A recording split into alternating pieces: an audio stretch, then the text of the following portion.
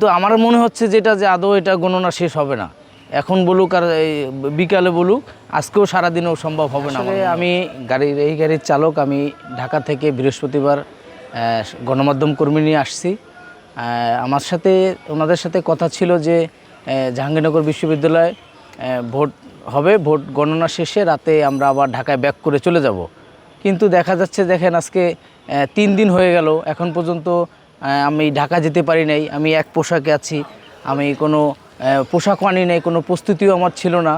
এখানে গণনা যে কখন শেষ হয় সেটা বলা যাচ্ছে না। আমাদের খুবই চরম বিড়ম্বনার ভিতরে আমরা পড়ছি, আমাদের খুব কষ্ট হচ্ছে এখানে।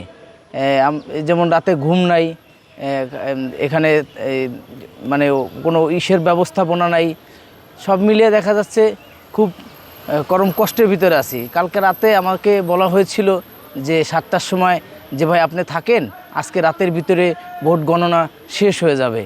তো আমি বললাম ঠিক আছে ভাই থাকি। বললো যে রাতে 12টা 1টার ভিতরে শেষ হয়ে যাবে। তো 12টা 1টা, তারপরে বললো যে ভাই ভোর রাতে 3টা 4টার ভিতরে শেষ হয়ে যাবে ইনশাল্লাহ। তো 3টা 4টার ভিতরে হলো না, সকাল 7টা 8টা বললো, সেটাও হলো না। এখন 11টা বাজে, এখন বলতেছে আবার দুপুরের ভিতরে নাকি শেষ হয়ে যাবে। আসলে আমার মনে হচ্ছে যে আদৌ এখানে ভোট গণনা শেষ হবে না, এটা শুধুই একটা তালবাহানা। বিষয়টা হলো আমাদের গ্রামের ভাষায় একটা প্রবাদ আছে যে বললে মা মার খায় আর না বললে বাবা হারাম খায়। বিষয়টা হলো এরকম, এখানে ডাকসুরা যারা নির্বাচন কমিশনার আছে তারা ভোট গণনাও করতে পারতেছে না, ফল প্রকাশও করতে পারতেছে না।